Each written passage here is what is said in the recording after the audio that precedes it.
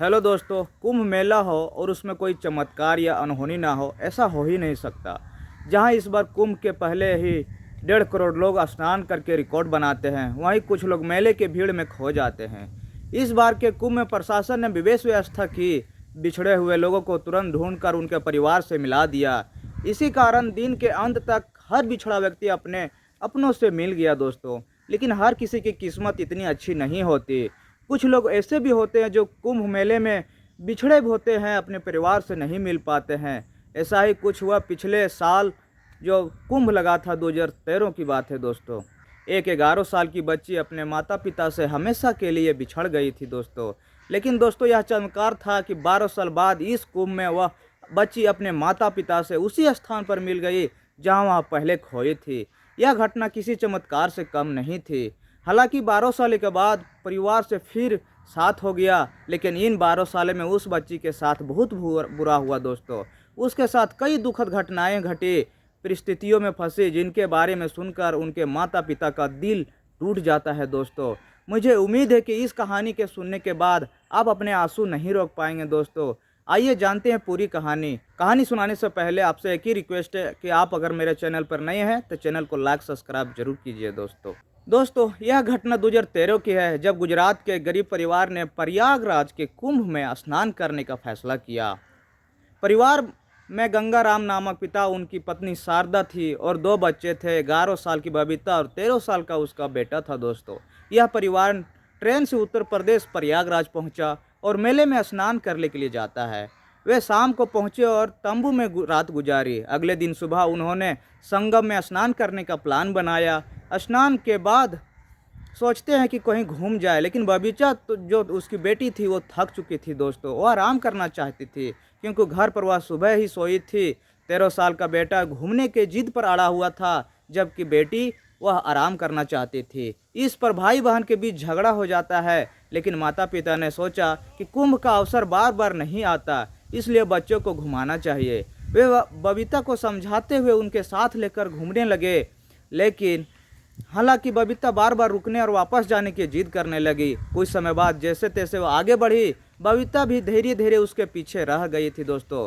कुछ दूर आगे बढ़े तो वह दौड़कर उनके पास पहुंच गई। इस तरह वे तीनों लोग मेले में घूमते रहे, लेकिन उन्हें यह नहीं पता था कि उनके बीच 2 लोग ऐसे बच्चे को चुराने का काम करते थे। कुछ देर बाद गंगाराम को महसूस हुआ कि बबीता पीछे रह गई है और उन्होंने उससे ढूंढने की कोशिश की।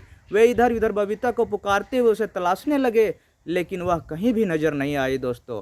पहले उन्होंने सोचा कि शायद वह तंबू में चली गई होगी, लेकिन तंबू में जाकर देखा तो वह वहां भी नहीं थी। इसके बाद उन्होंने खोया पाया केंद्र में जाकर बबीता की गुमशुदगी रिपोर्ट की और मेले में अनाउंसमेंट करवा दी, लेकिन दिन ढलने तक बबीता का कोई पता नहीं चला दोस्तों। अगले दिन सुबह तक भी उसका कोई पता नहीं चला, तो माता पिता को ट्रेन पकड़ने का अपना प्लान रद्द करना पड़ा दोस्तों। बबीता के माता पिता पुलिस स्टेशन गए और उनकी गुमशुदगी का रिपोर्ट कराई। पुलिस ने तलाश करना शुरू कर दिया, लेकिन कोई सफलता नहीं मिली। माता पिता परेशान हो गए दोस्तों। 1 सप्ताह बाद वे गुजरात वापस लौटने का मजबूर हो गए, लेकिन पुलिस ने कहा कि अधिक कोई जानकारी मिलेगी तो वह संपर्क करेंगे। इस दौरान उसके पास बबीता की कोई हालिया फ़ोटो भी नहीं थी, क्योंकि 2013 में उनके पास स्मार्टफोन या कोई कैमरा वाला फ़ोन नहीं था जिससे वह फ़ोन से फ़ोटो खींच सके दोस्तों। फ़ोटो से बबीता की पहचान कर पाना असंभव था दोस्तों। पुलिस ने गंगाराम को बताया कि फिलहाल उनकी बेटी के बारे में कोई सुराग नहीं मिल पाया, लेकिन जैसे ही कोई सुराग मिलेगी वे उन्हें सूचित कर देंगे। इस सूचना के बाद गंगाराम और उनकी पत्नी थाक हार कर गुजरात वापस लौट गए। वे धीरे धीरे यह मानने लगे कि उनकी बेटी कभी नहीं मिलेगी। सालों तक गंगाराम गुजरात से इलाहाबाद आते रहे, पुलिस थाने में अपनी बेटी की तलाश करते रहे, लेकिन कोई खबर नहीं आई। आखिरकार वे निराश होकर अपने जीवन को जैसे तैसे करके बढ़ने लगा दोस्तों। उनका बेटा जो बड़ा हो रहा था और समय गुजरता गया, 12 साल का वह बीत चुका था और अब 2025 का महाकुंभ आ गया था दोस्तों। इस दौरान बबीता की मां अपनी बेटी को याद करके रोने लगी और गंगाराम से कहने लगी कि वह एक बार फिर माता पिता से अपने बेटी के बारे में पूछेगी। उसका दिल नहीं मान रहा था और गंगा जी से शिकायत करने के बाद कहने लगी। गंगाराम ने मना किया, क्योंकि वह पहले ही कसम खा चुके थे कि वह कभी भी कुंभ नहीं जाएंगे, क्योंकि वही उनकी बेटी उनके बिछड़ गई थी दोस्तों। लेकिन उनकी पत्नी जिद करने लगी, कहने लगी कि वह अकेले ही जाएगी, क्योंकि उनका मन लगातार उनकी बेटी के यादों से परेशान था दोस्तों। गंगाराम ने सोचा कि अगर उनकी पत्नी अकेले गई तो उन्हें खो देने का डर था, तो उन्होंने फैसला किया वह एक बार फिर कुंभ जाएंगे। इस बार जो बेटा था वो 25 साल का हो चुका था, मुंबई में काम कर रहा था दोस्तों। कहा पैसे भेज देगा ताकि उनके माता पिता कुंभ जा सके। इस बार भी वो ट्रेन से प्रयागराज पहुँचे और पहले ही उस तंबू में रहने लगे। उसका प्लान था कि अगले दिन सुबह गंगा स्नान करेंगे।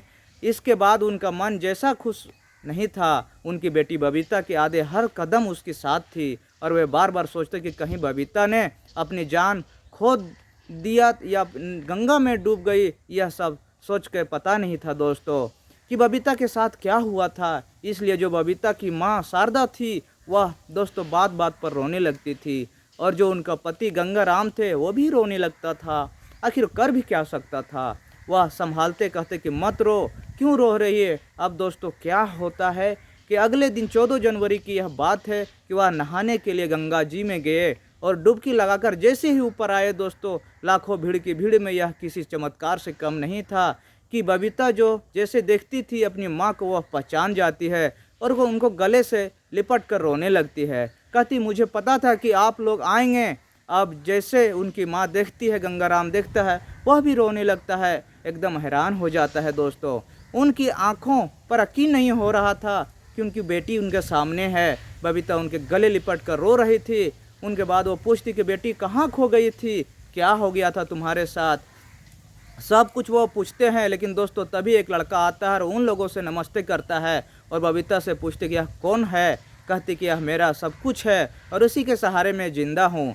अब दोस्तों जब वो लोग अपनी बेटी के मिलने की खुशी जो है कि अपने बेटे विवेक को फ़ोन करके देता है, वह भी मना कर देती है कि कहती कि नहीं मम्मी, किसी को फ़ोन करने की ज़रूरत नहीं है क्योंकि मैं अब आप लोगों के लायक हूँ भी नहीं। इसके बाद कहती कि चलो कहीं बैठते हैं और एक जगह एकांत में जाकर बैठ जाते हैं। उनके बाद जो कहानी बताती है उसको सुनने के बाद उनके माँ बाप का कलेजा एकदम फट जाता है दोस्तों। उस दिन जब उनके पीछे पीछे भाग रही थी, बात बात में रुक जा रही थी, तभी दोस्तों दो लोग उसका पीछा कर रहे थे। जब वह देख रहे थे कि बेटी उनकी जो यह लड़की है ऐसे मत अड़ी हुई है, वह लोग उसके पास जाते हैं और कहते हैं कि चलो तुम्हें आराम करना है तो जहाँ तुम्हारा वगैरह सामान रखा हुआ उसी बगल में भी रखा हुआ है, हम लोग जा रहे हैं, चलो तुम वहीं पर सो जाना। अब दोस्तों जो बबीता थी उनके बातों पर यकीन कर लेती है और उसके बाद उसके पीछे से साथ में चल देती है। लेकिन दोस्तों उसे नहीं पता था कि लोग कौन हैं और उसके साथ क्या करने वाले हैं। उसे कुछ सुंघा देते हैं जिससे अपनी सुध बुध खो देती है। उसके बाद उस जगह पर ना ले जाकर मेले से बाहर ले जाते हैं। उसके बाद वहाँ पर पहले से एक कार इंतज़ार कर रही थी, उसको लेकर उस गाड़ी में बैठ जाते हैं और अपहरण कर लेते हैं दोस्तों। उसके बाद वह वहाँ से बिहार लाई जाती है, बिहार से वह पश्चिम बंगाल लाई जाती है और दोस्तों फिर उसके साथ होता है बहुत बुरा होता है दोस्तों। यह तीनों लोग उसके साथ जो भी गलत करते हैं उसके बाद उसे कोठे पर बेच दिया जाता है, जहाँ पर 7 साल तक यानी 2013 से 2020 तक कोलकाता में दोस्तों उसे वेश्यावृत्ति करना पड़ता है।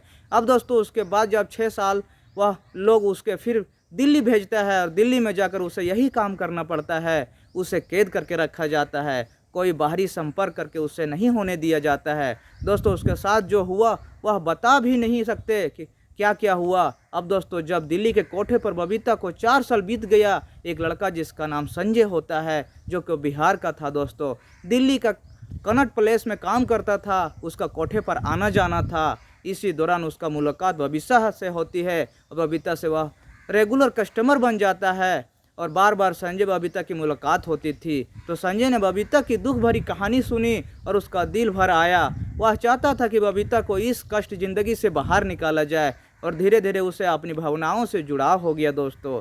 संजय ने ठान लिया अब बबीता को इस बुरे हाल से बचाएगा। कोठे के दलाल जिसके साथ बबीता बाहर जाती थी, संजय के साथ एक पैसे का प्रस्ताव रखा। उसने दलाल से कहा कि बबीता को अपनी देखरेख में ले लेना चाहिए।